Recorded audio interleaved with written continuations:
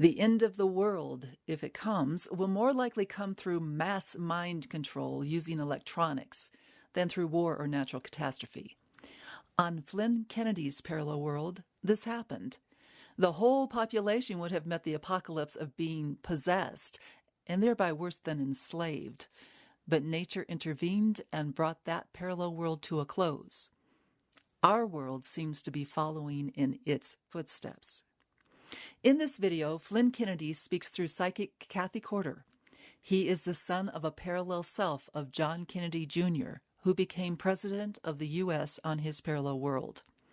Flynn watched the disintegration of that world as it became more impersonal and soulless, and mind control through electronics became rampant. He describes in detail how our world is becoming much like his was. Flynn made a quantum leap to a more loving parallel world, and you can too.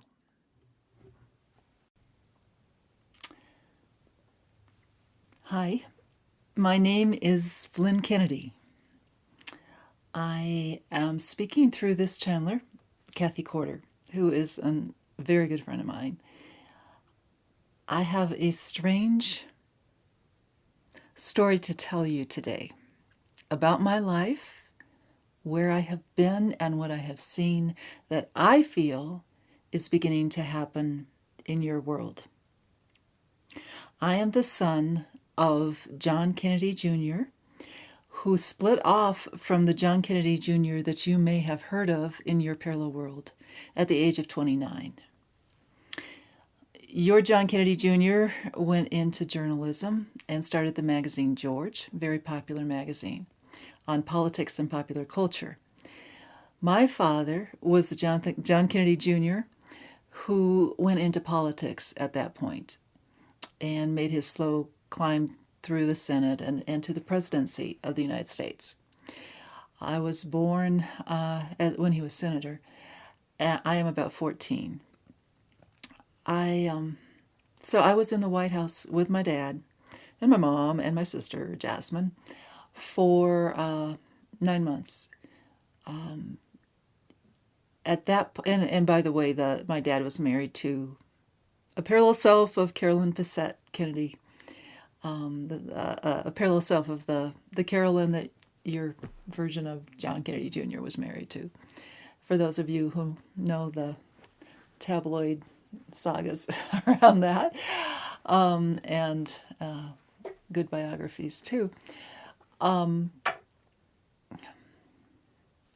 I feel very emotional talking to you. My world was pretty similar to where yours now is. I met Cathee years ago when my father needed help. He was in the White House. He was in an airplane going through what you would call, for lack of a better term, maybe a 0-point energy field. These are electromagnetically induced fields that, as far as we have found a way to explain it on your world, bring you close to the void, where things first come into matter and go out of matter. My father was, during that plane ride, his soul was separated from his body and mind. And what we call a cloner slipped in there and tried to impersonate my father as President of the United States. Now, there are many parallel versions of all of us, as you know by now, if you've listened to very many of these videos. And I'm sure there are many versions of what happened to my father. But I am on the version, and Cathee's on the version, where his impersonator only lasted a few days, if only a few seconds. I don't, it's, since I felt like my dad had been acting weird for some time. So it's hard for me to understand the point at which he was cloned, because even before that impersonator totally took over, which kind of forced my dad out of his body, which then eventually died. Well, see, this is what I want to talk about.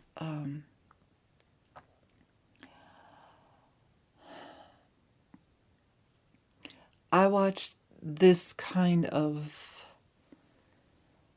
separate the soul from the body, mind, someone slip in and take over. I watched that happen to my Aunt Carolyn. I watched that happen to various friends of mine, who most of whom were children of someone in power. I think I saw it happen to my sister.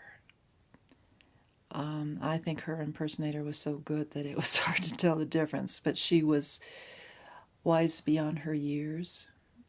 Dad had begun to take her with him on trips, and she sounded, I only saw this a few times, but he told me that, because we're still talking now that he's no longer in body, but he still talks to me. That she was as intelligent as anybody on his staff.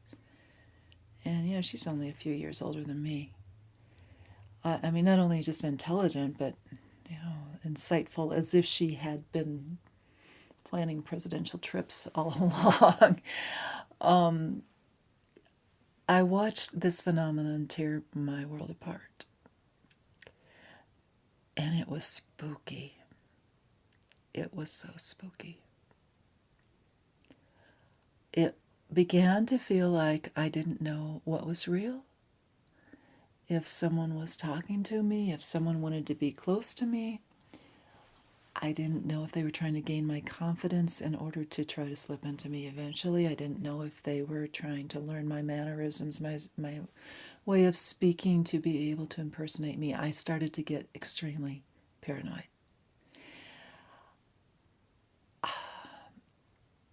I was surrounded, of course, in the White House by Secret Service men, by very heavy electronics, by, a lot of people with guns, but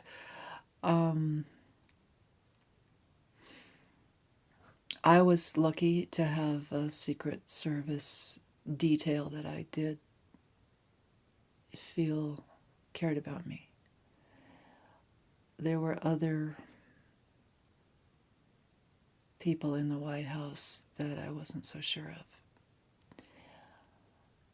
And it has grieved me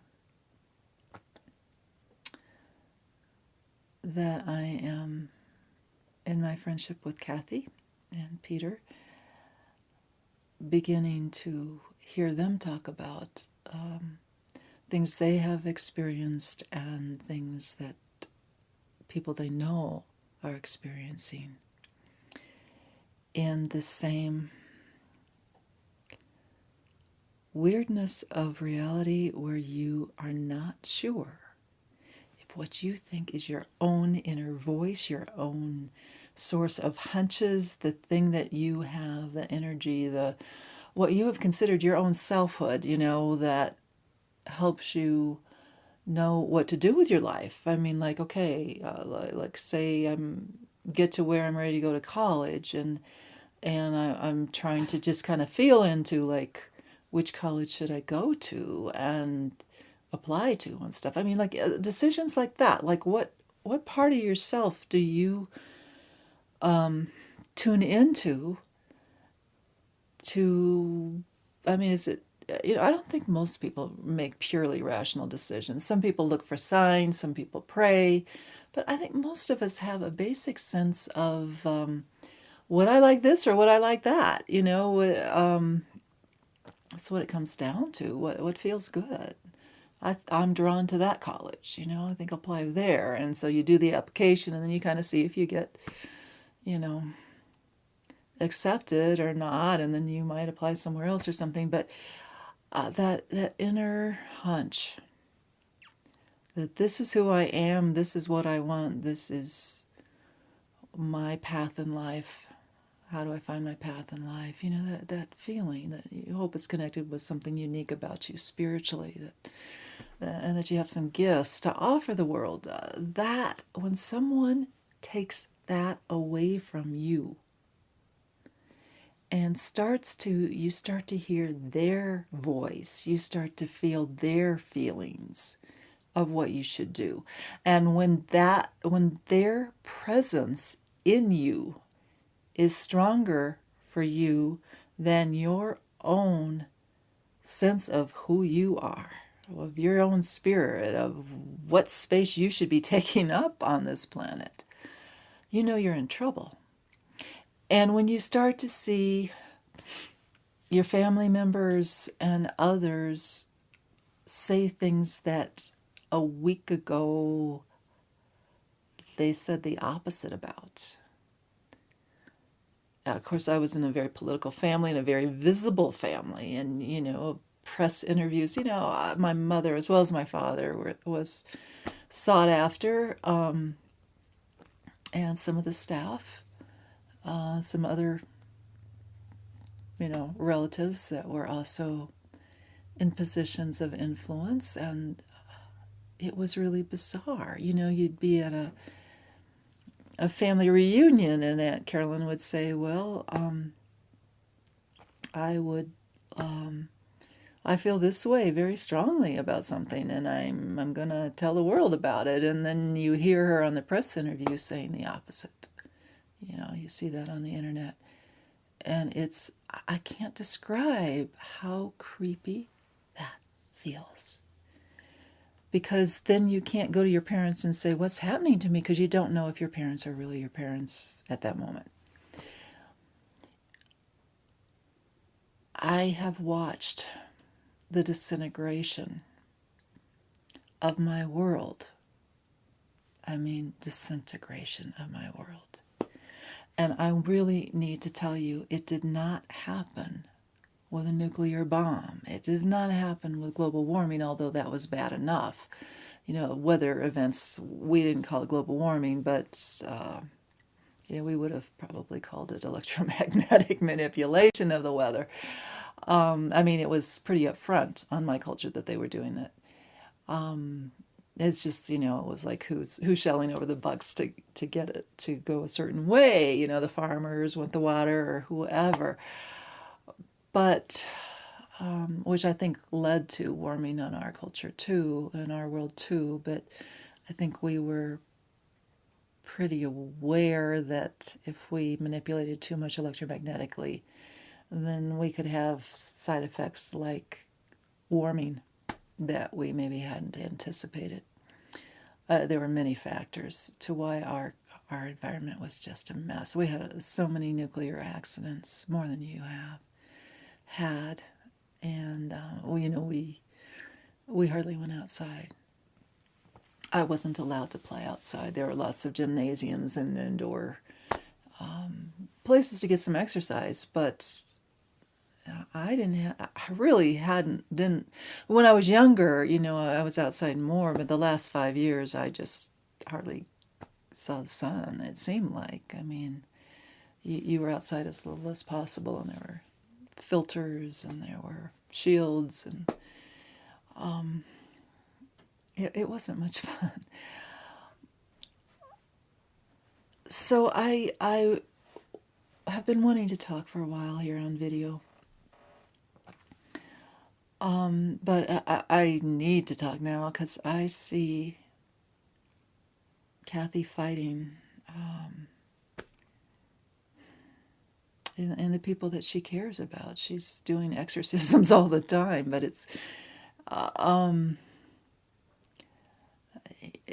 it's coming through the electronic systems. I'm sure of that.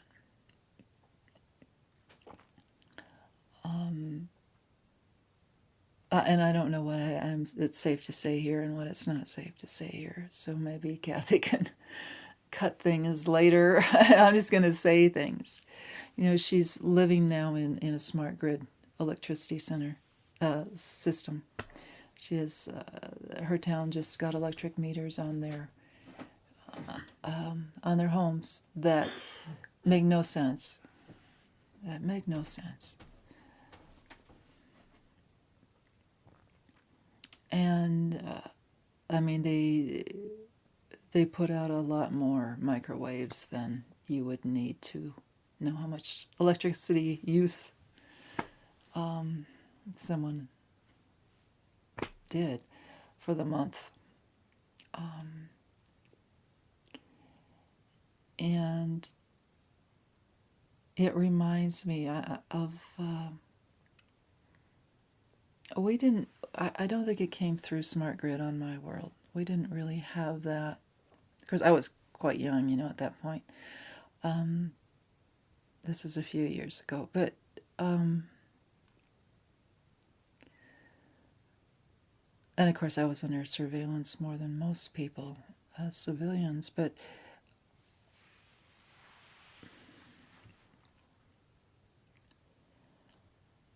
we chipped everything, it seems like. They hadn't quite gotten us to accept the chip in the skin yet, but you could tell they were working towards the acceptance of that. In other words, you run the credit card, and then you get the gift cards, and you get used to using those, or the phone cards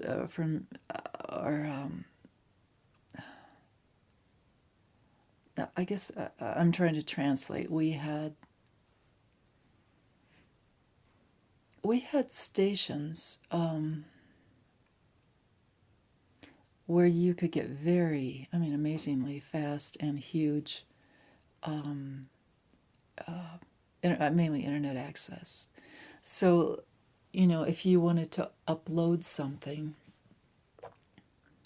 from your computer and you were away from home, you were away from your own internet whatever you use to upload your files, like will be done with this video,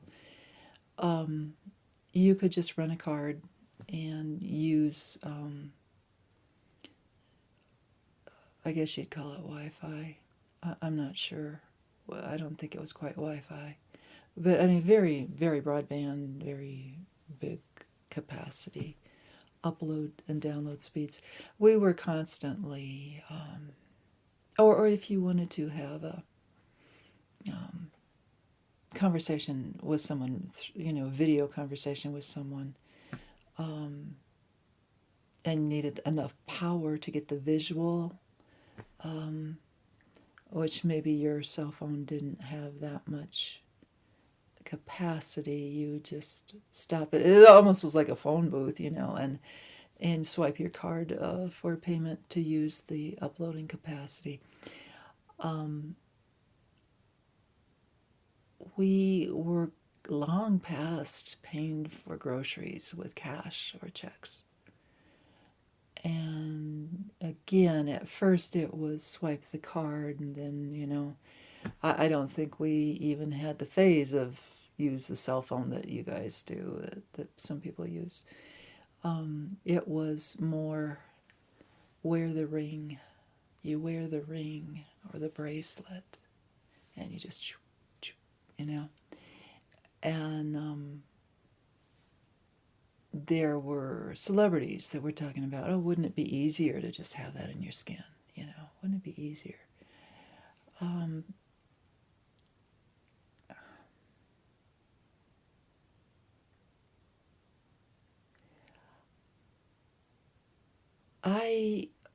Fortunately, I will assume that if you've been watching Cathee's videos, you know about the opportunity to leap to another parallel world, which luckily I did in time before my world totally disintegrated and was frozen in time, is the way the leapers talk about it.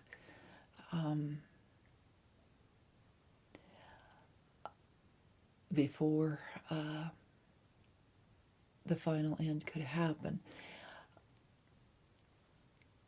which would have meant mass cloning of the population from what they say. It's like what happened to my father would have happened to all of us. After he died, his body died, there was a mass rioting event, and someone was about to flip the switch when the leapers, the natural forces of incarnation, just said, no more. But before that, I did leap over to Jonathan's world, which I love. I love their world. And you've heard about that from him. I'm sorry, I'm having trouble here dealing with my memories. I thought this would be easier to channel. But I want to describe not only, what was there, like with the chips at the grocery store, but what it felt like to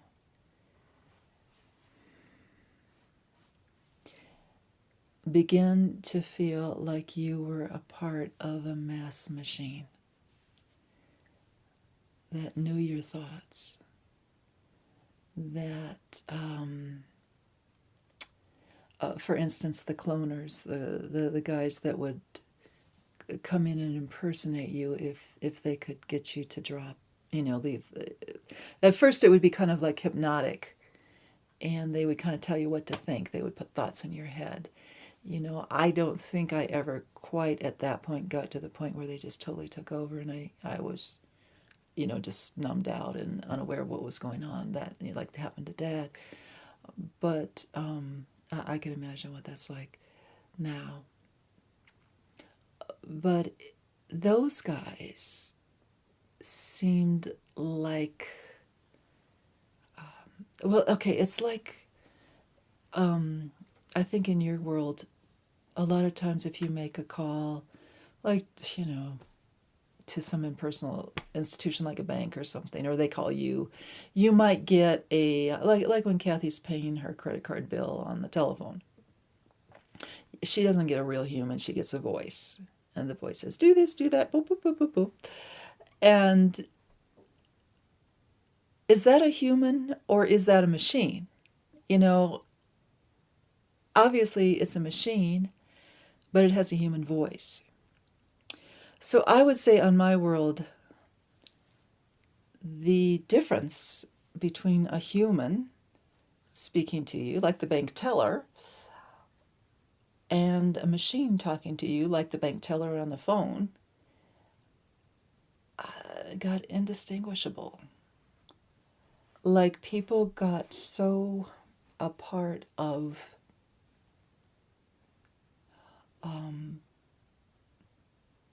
they bought into thinking that if their public life was efficient and the daily interactions you have with service providers of various sorts became very automated. Even some types of surgeries hardly needed a surgeon. Some dental procedures, you would see the dentist for 2 minutes before he put the machine on and programmed it, even to put in a filling. It would feel around in your mouth and do what needed to be done. Is like, oh, this is reducing human error, but there is a human who talks to you for 2 minutes before it happens and sees you at the end. Make sure it was done right, I'm trying to think of examples beyond that. I mean, even, some of your people will cook a prepackaged meal in the microwave, which takes hardly any creative cooking talent at all, and probably has hardly any nutrition at the end. That was like the majority of our meals.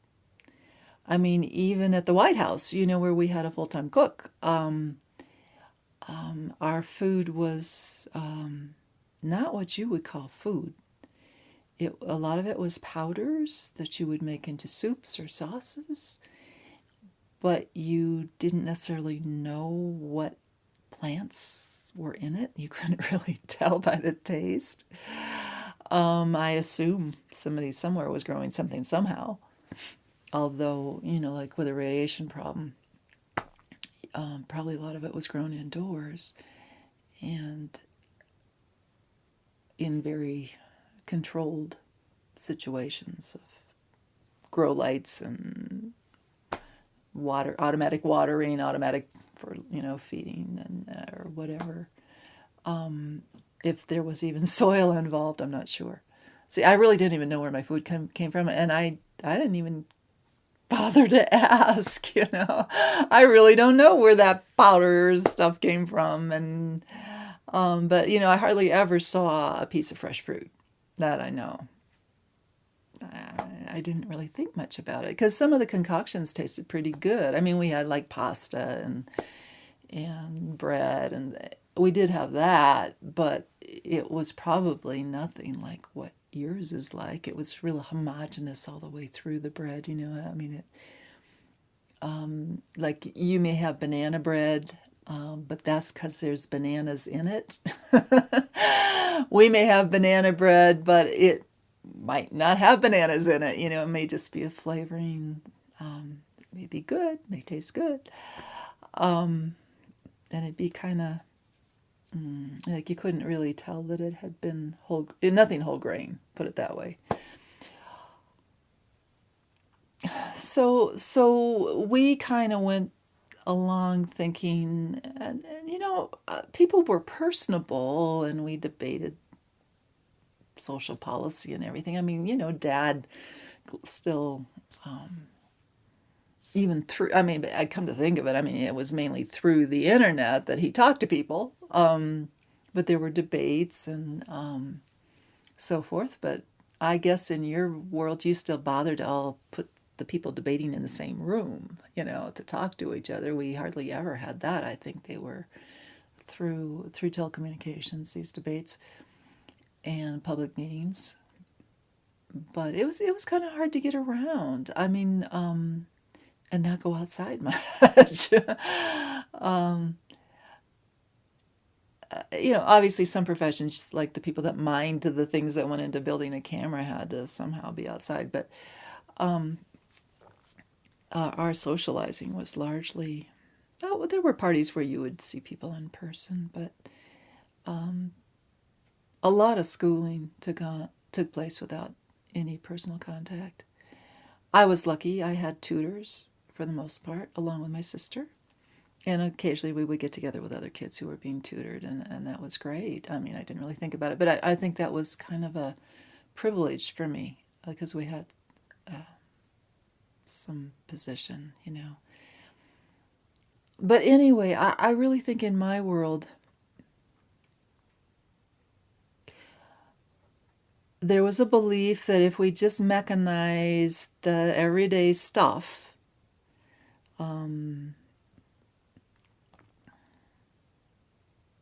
like I mentioned bank teller, but actually I don't think I hardly ever saw one. If we just mechanize everything we can, then we would have time to really pour our individual personalities, what makes us special, into our personal relationships. And it doesn't work that way. I mean, that's what we learned. It doesn't work that way. If you don't have a good relationship with your dentist, you're probably not going to have a good relationship with your mother. I mean, you get used to people being just kind of there and seeing them as kind of like that voice on the phone, like the voice on the phone is not a real person, but the voice in the real person that you're seeing, like your dentist, he begins to not seem that much different than a voice on the phone. Because he's just, oh, hi, how are you? This is the procedure we're going to do, But I mean, he may joke with you a little bit, but you start to lose being able to tell the difference. And you start, even in yourself, to lose, again, that feeling I was trying to describe at the beginning of what's my hunch? Do I go to this college or that college? Or even high school, if you're lucky enough to have that choice, but it would probably be an online high school, with a few extracurricular activities that you know on the weekends that you'd get to participate in person if you're lucky. But you start to say, okay, well, if I'm supposed to have something soul-like in me, and my grandmother was a literary, very literary, and had a wonderful library of very soulful books, but they seemed kind of outmoded. Some of the great writers, it just seemed like, oh, those are quaint, So am I a unique person? I mean, I know there are billions of people on the planet. Do I matter as a unique person, or am I kind of part of a collective that matters?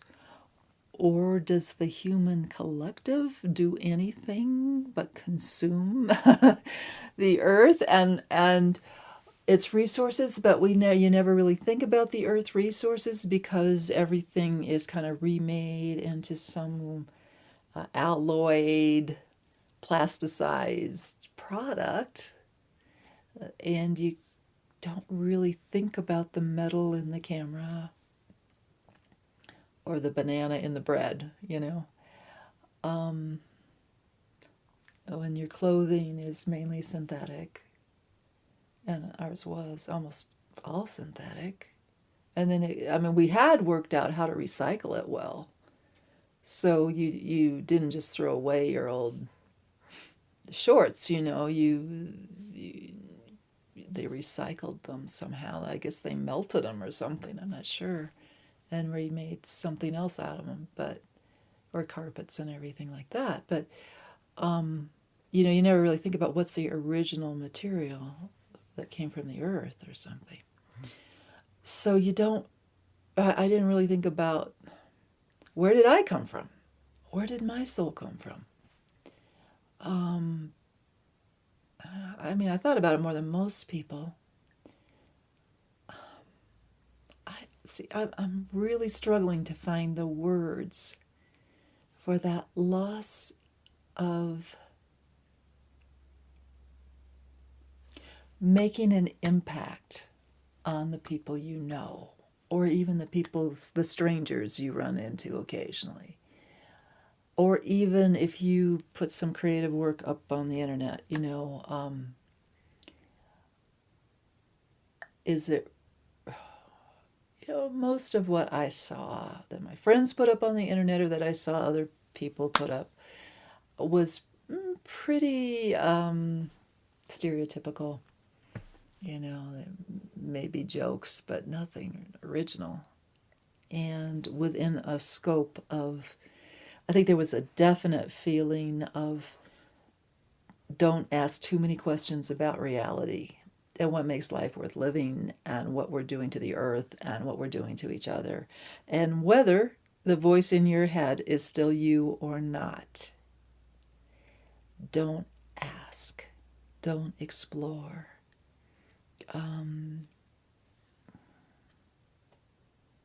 Drugs were big, but I think even more so the kind of electronic stimulation of the pleasure centers in the brain that people would do. I think in your parties, maybe kids still get high on pot or something.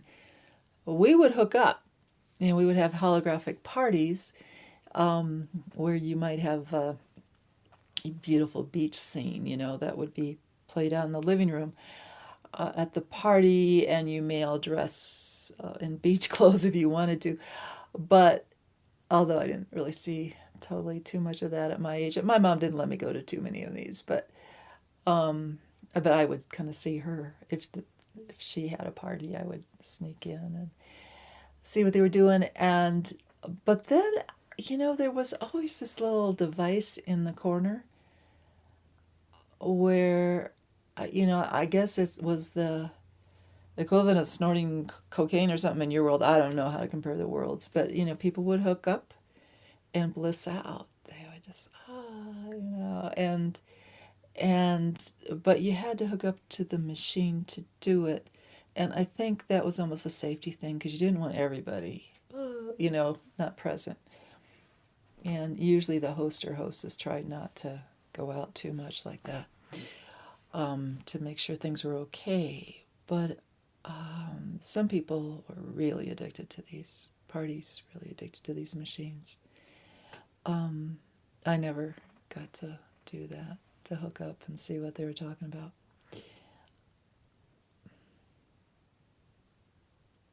So I think a lot of our life came down to pleasure. What gave people pleasure?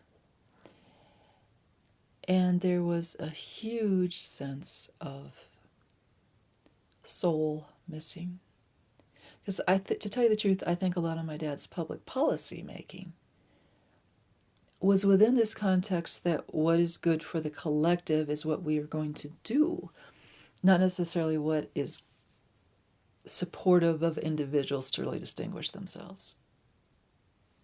And I think part of that came because we had a severe shortage of some resources, and we were really trying to feed everybody. Now, that's one thing on your world. I don't think you even try that hard,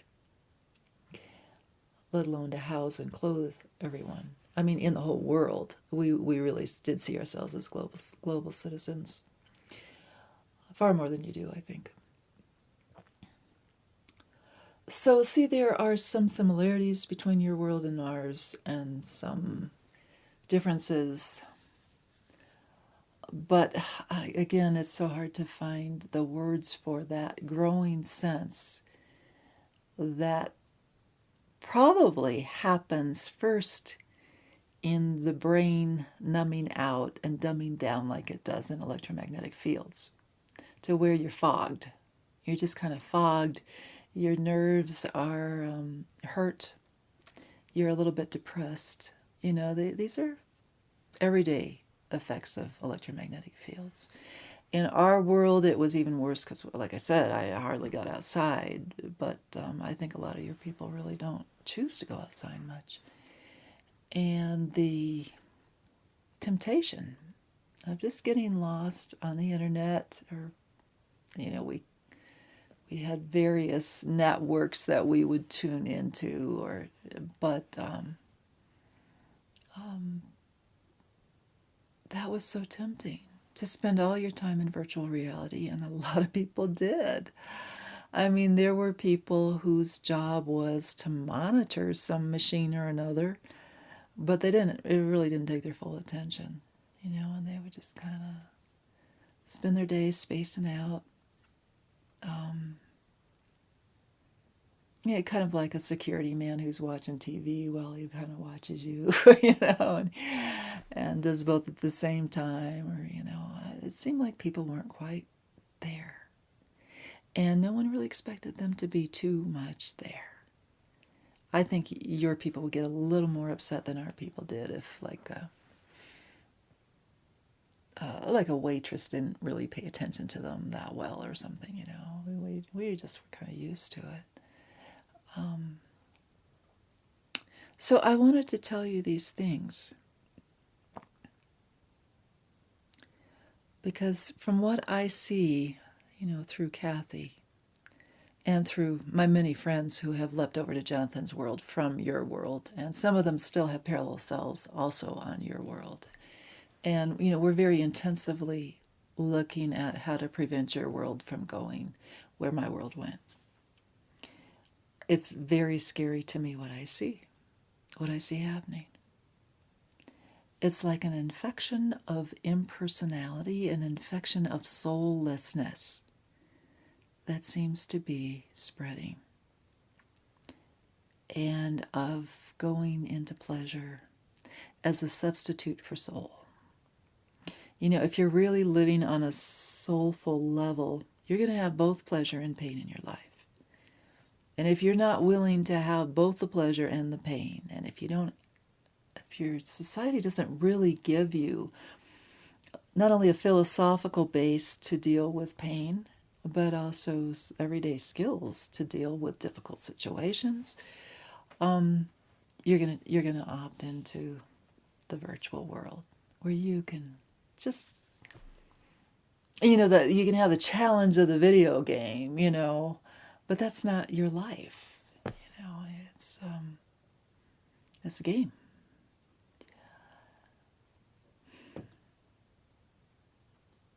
I just want to scream, don't go there. Don't go there. Don't. If you're on that track, get off of it. Do anything you can. Go, it seems like on Your World, everybody loves their dog more than they love anybody. Well, that's okay. If that's where you find it, get 5 dogs, just so they don't have little chips in them. Seriously. If you put a little chip in them, so in case they run away, you can find them again. You have just boggled up what makes them be able to be in touch with their own electromagnetic body, the natural signals that their body sends them, that is often called instinct. You have just put something human and dominating in their body that will mess up their ability to be natural and respond to you naturally. There are so many examples of that I could give, where people, that's like growing the plants without even sunlight. It's like something's wrong there. If you're at that point, even if you're growing pot without sunlight, and this seems to be the way things are grown now in Colorado, as far as pot goes, now that it's legalized and expensive, so people grow it indoors so they can not have someone steal it from the backyard or something, but that's not a real plant. That's not a natural plant. That's approaching what we did with our food. Stay alive. If you feel like you are slipping away and aren't even sure if your thoughts are really coming from the same center within yourself where you used to feel it, you used to feel your thoughts, almost a body sense of things, you're in trouble, man. You are in trouble. Disconnect, I would say, disconnect from anything electronic in your life. And if there's still an outside to get to that still has sunlight and plants, spend your time there. Immediately. And if you need extra help detaching from those voices in your head, if it's gotten that bad, get that help. Find an exorcist, whatever. I don't think I can bear it if your world crashes like mine did. I love too many people on your world. It brings up the trauma of what happened to me, what happened to us.